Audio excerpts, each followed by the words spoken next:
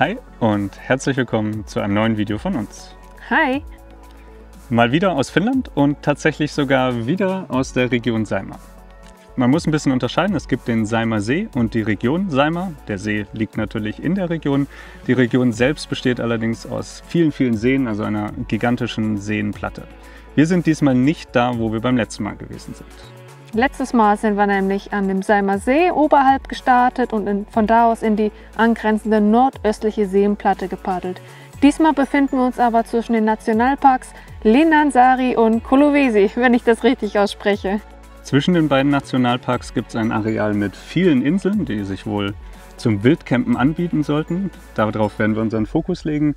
Wir versuchen aber auch, Betonung liegt auf versuchen, in beide Nationalparks einmal reinzupaddeln, um euch da auch einen Eindruck zu verschaffen. Allerdings ist es so, dass in den Nationalparks das Wildcampen verboten ist. Es gibt da öffentliche Plätze. Wir sind hier gerade zur Hochsaison.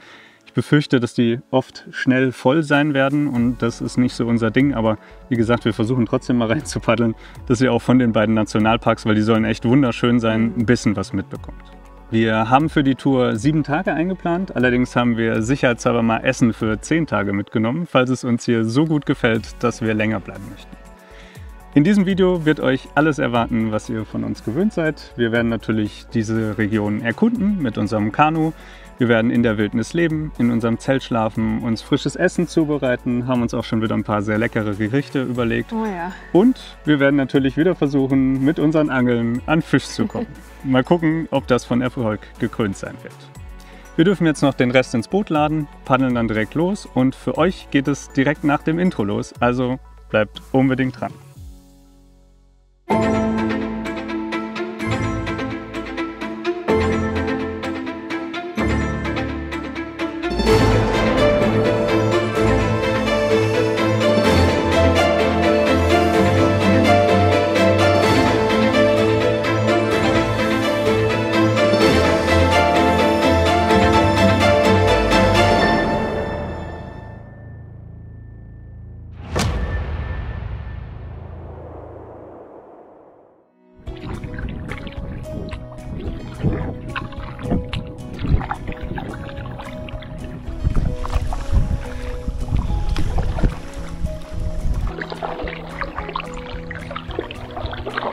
Wir sind spät angekommen und haben fürs Aufbauen auch lang gebraucht.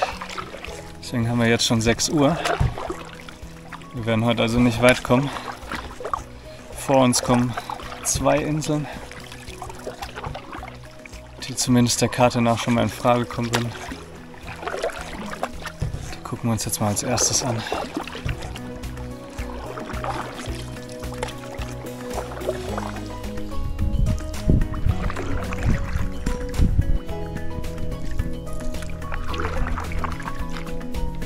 Das da hinten ist jetzt die linke Insel. Die sieht aber bis jetzt erstmal ungeeignet aus. Deswegen schauen wir uns jetzt mal dort die rechte an. Mit der kleinen, hübschen, noch kleineren, sehr viel kleineren Insel davor.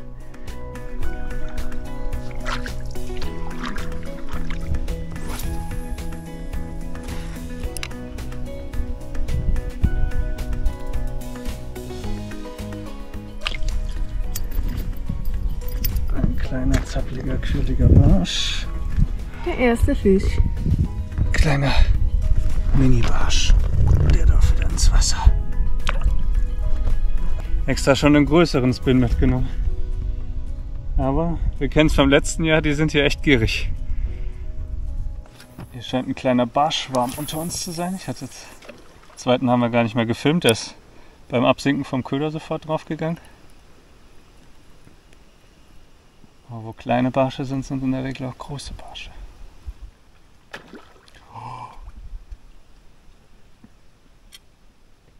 Was war das? Leute, hier ist gerade vor uns aus dem Wasser ein Riesenfisch gekommen. Hier jagt auf jeden Fall gerade was Großes. Uiuiui. Boah, hast du den Rücken gesehen? Mhm. Alter Schwede. Oh, süß.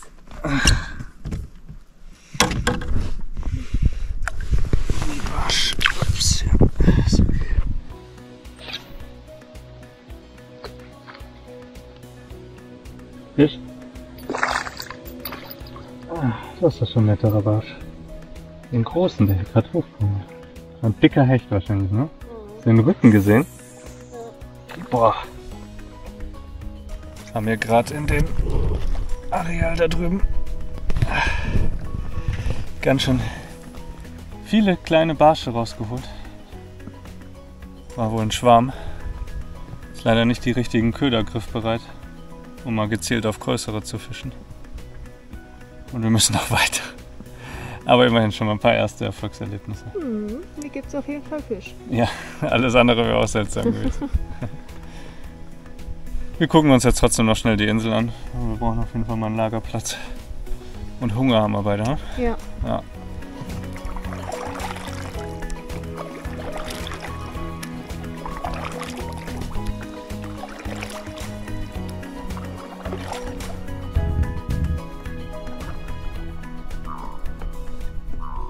Das ist jetzt die andere Seite der Insel. Wir sind jetzt also einmal rumgefahren. Die ist aber leider ziemlich zugewachsen, also sehr dicht und auch nicht gerade eben. Also zum Lagern leider ungeeignet. Deswegen werden wir jetzt nochmal weiterfahren zur nächsten Insel.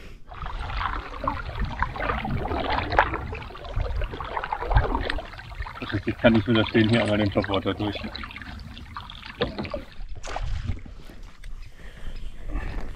Ein Hecht.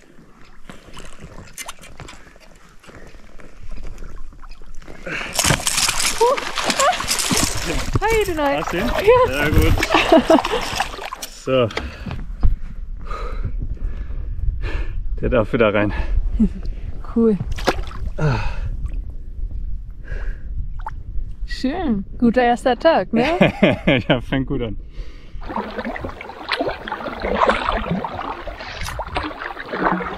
Das da vorne, das ist jetzt die nächste Insel, die wir uns ausgesucht haben. Ich hoffe mal, die ist was, weil es ist jetzt schon wieder deutlich später geworden. 19 Uhr haben wir jetzt durch. Aber es dauert noch ein bisschen, bis wir da sind und die umrundet haben. Und dann gucken wir mal, ob sie es wird.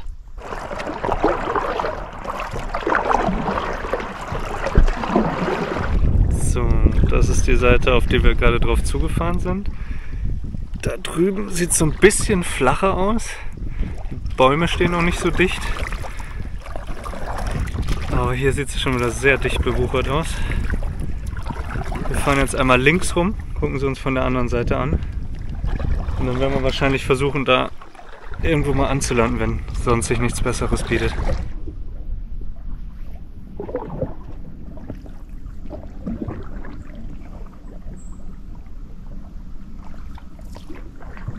Perfekt sieht es nicht aus, sehr schattig. Ob es irgendwo mal eben ist, kann man nicht erkennen. Wir gehen jetzt auf jeden Fall mal hier vorne irgendwo an Land und schauen sie uns einmal zu Fuß an, die Insel. Angelandet. Struppig, aber da oben konnte eben sein. Let's have a look.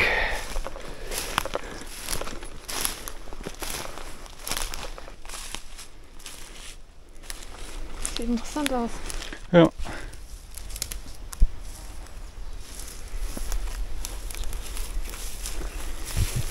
Nicht unbedingt ein Traum hier, weil sehr schattig und der Boden sehr stark bewachsen.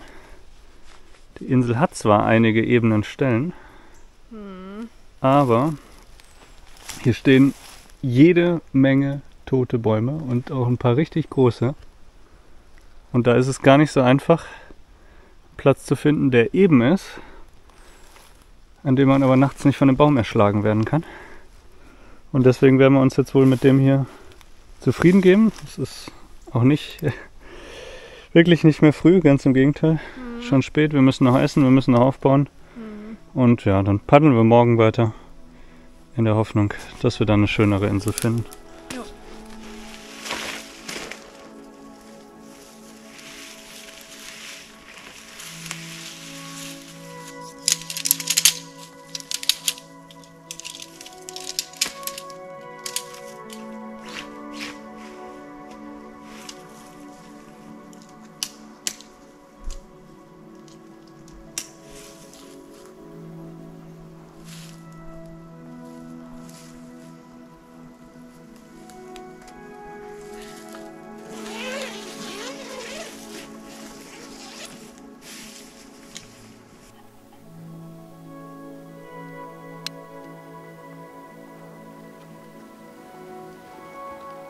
Heute gibt es Penne alla Norma. Es ist schon echt spät geworden. Wir haben schon fast 10 Uhr. Es hat auch alles ziemlich lang gedauert. Und wir sind sehr hungrig, also muss es jetzt schnell gehen.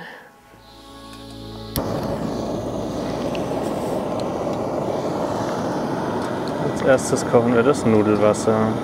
Genau.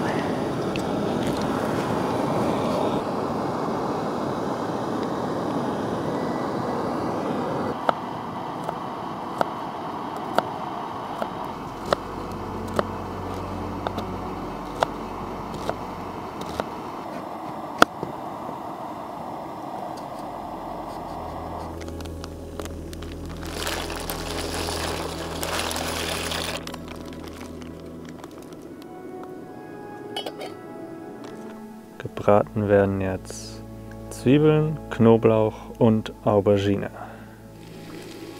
Angebraten ist es. Nun kommt rein ganze geschälte Tomate aus der Dose. Und Thymian.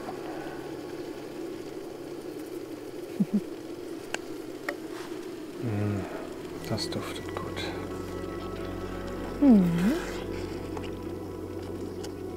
Salz, Pfeffer.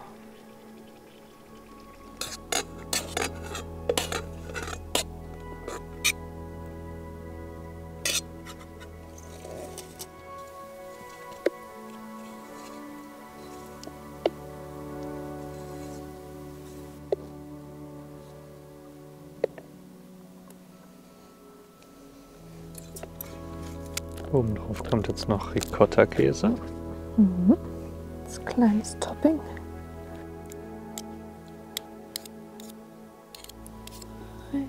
So. Hier wird nichts verschwendet mit so einem Tag. Oh, ja. So, kriegst einen extra Klecks. Dann kosten Sie mal.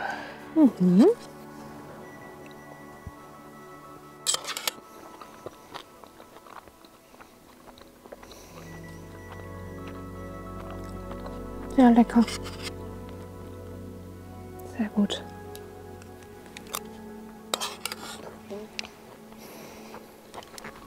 Ja, ihr Lieben, es ist sehr spät geworden, wie man wahrscheinlich auch schon am Licht erkennen kann. Wir essen das jetzt nur noch auf und gehen dann direkt ins Bett. Ja. Und sagen zu euch schon mal gute Nacht. Gute Nacht.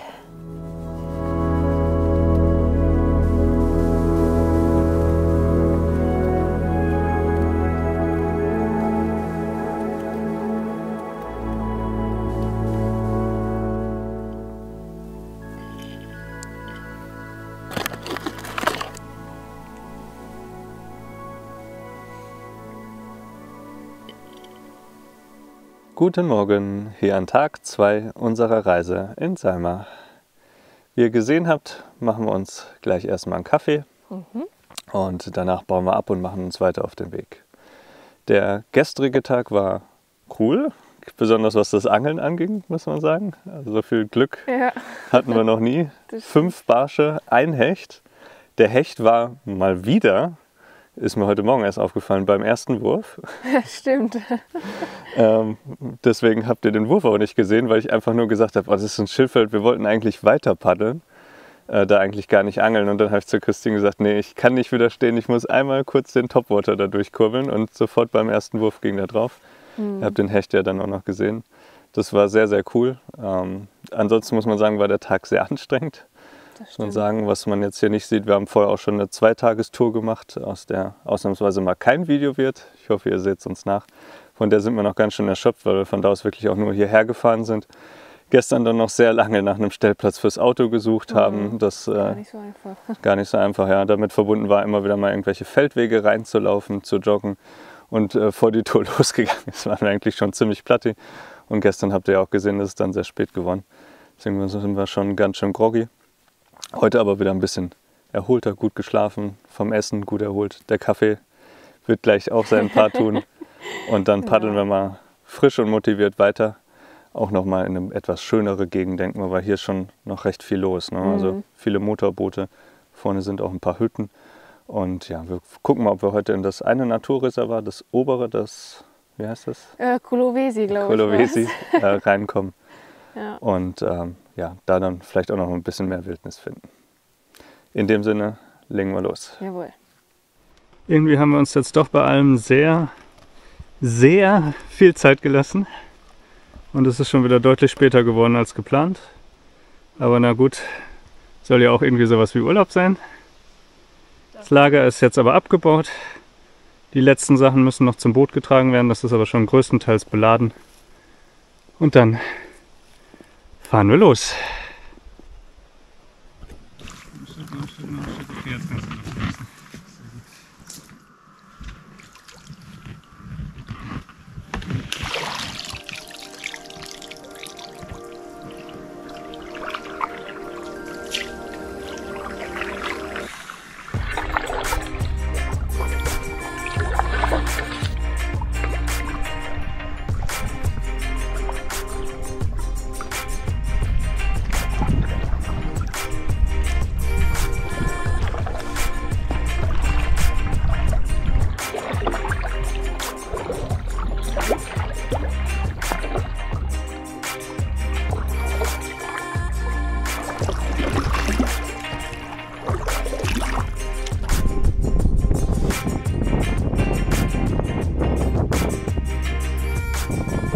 Jetzt den Fisch geschnappt. Ich habe sofort gegessen, ganz klein.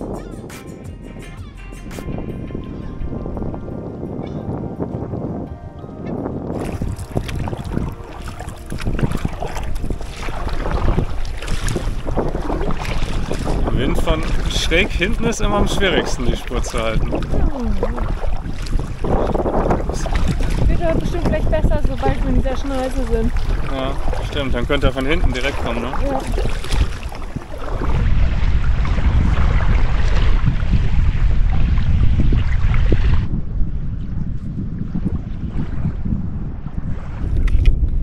Kleine Pause. Selbstgemachte Müsli-Riegel.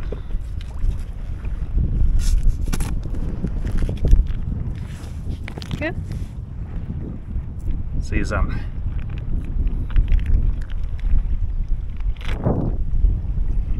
Sehr, sehr lecker. Wir machen bald auch ein Video, wie ihr euch solche Riegel selber machen könnt. Das ist nämlich gar nicht so kompliziert. Sobald das online ist, verlinken wir euch das hier oben.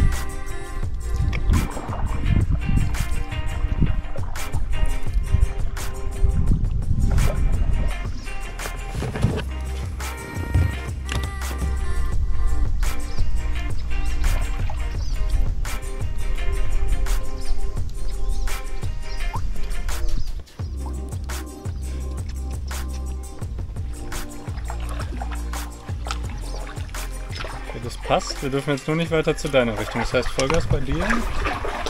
So. Ja. Gut, dass wir eine reingenommen haben. Das hat jetzt nicht gepasst. Boah, ist das schön hier. Alter.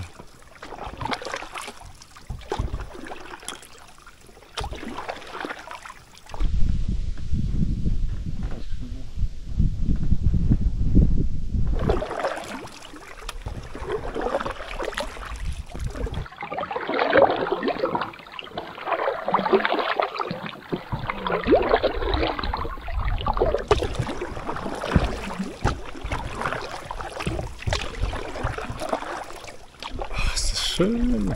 Ja, mega.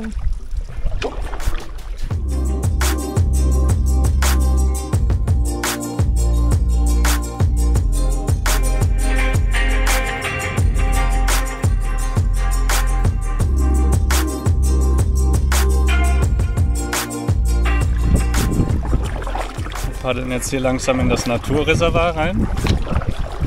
Der linken Seite hat es eben schon begonnen, das Ufer.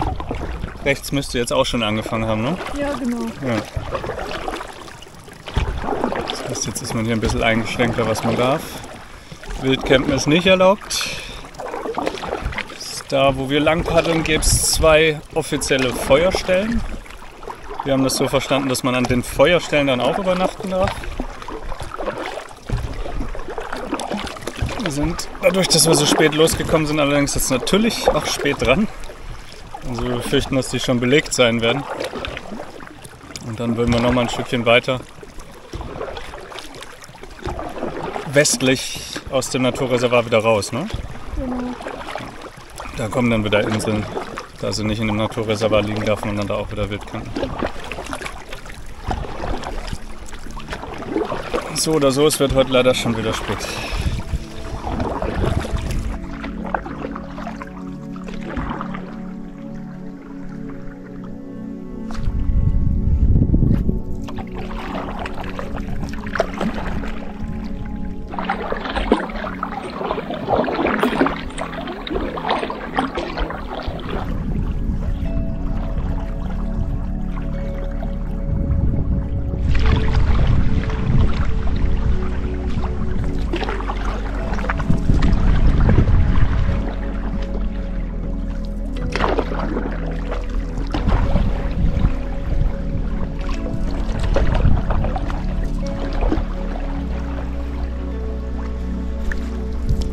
Ich weiß nicht, wie gut man es auf der Kamera oder auf der Aufnahme dann später sehen kann. Das da vorne ist die Insel im Naturreservat.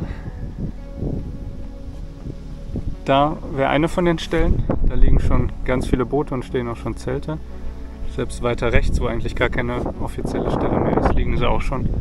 Deswegen paddeln wir erst gar nicht auf die andere Seite. Da wird es nicht besser aussehen. Wir haben eben auch schon ein Boot wegfahren sehen. Da liegen sogar Motorboote. Da drüben liegt ein Motorboot. Das ist nichts für uns, deswegen paddeln wir jetzt mal eben noch aus dem Naturreservat raus. Und zwar da vorne in die Richtung, ne? Ist richtig? Ja, das überlege ich mir jetzt noch.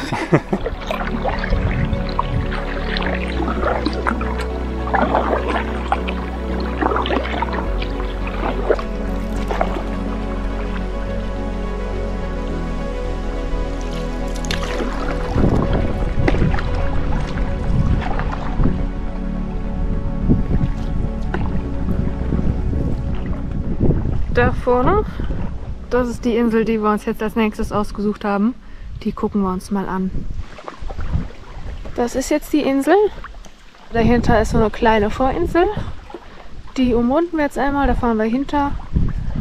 Von hier aus sieht es schon vielversprechend aus. Gucken wir uns mal an, wie es auf der anderen Seite aussieht. Hätten wir auf jeden Fall noch schön Sonne, ne? Ja.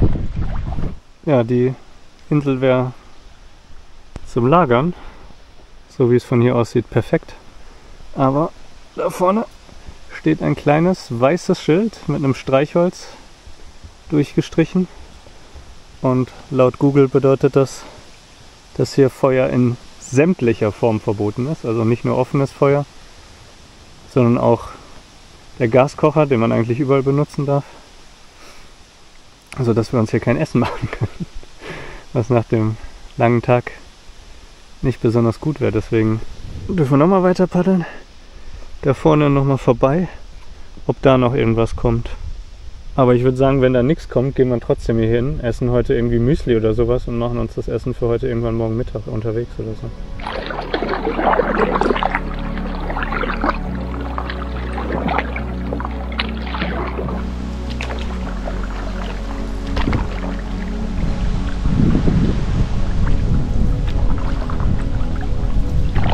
Schön, ne? Ja, beeindruckend. Ja.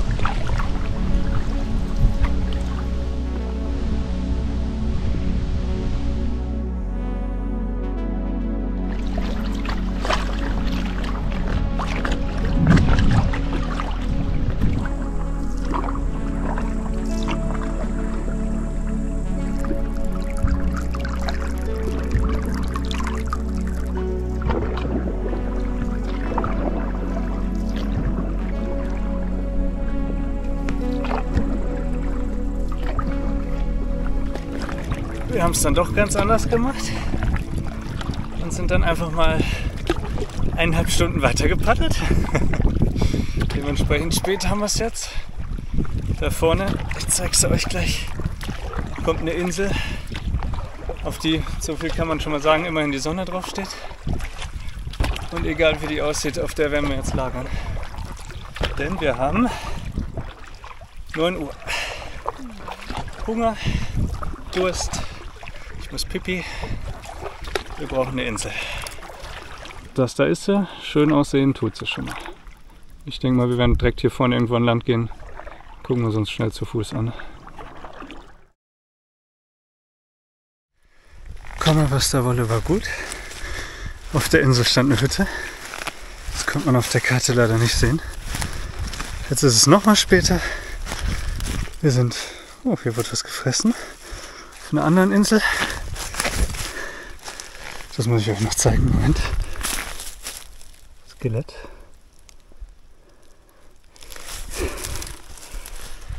Also, wir sind auf einer anderen Insel. 9:30 schon. Die Ironie in der Sache, hier werden wir jetzt auch nicht mehr kochen. Es ist einfach schon zu spät, bis wir jetzt noch aufgebaut haben. Das heißt, auch hier wird es nur Müsli geben. Ich würde sagen, den Tag oder das Video beenden wir für diesen Tag hier an der Stelle. Ich sag schon mal sorry, dass der Abend jetzt nicht mehr so spannend war. Ich verspreche jetzt an der Stelle aber auch schon mal, wir werden morgen auf jeden Fall deutlich früher los und uns früher was suchen, dass wir dann noch rechtzeitig einen geeigneten Platz haben. So wie heute wird es sicher nicht nochmal laufen. Und dann wird es morgen sicher auch wieder ein bisschen spannender. Wie gesagt, wir bauen jetzt nur noch auf, zeigen wir euch dann morgen, wo wir einen Lagerplatz aufgeschlagen haben. Und ich wünsche euch, auch im Namen der Christine, schon mal eine gute Nacht.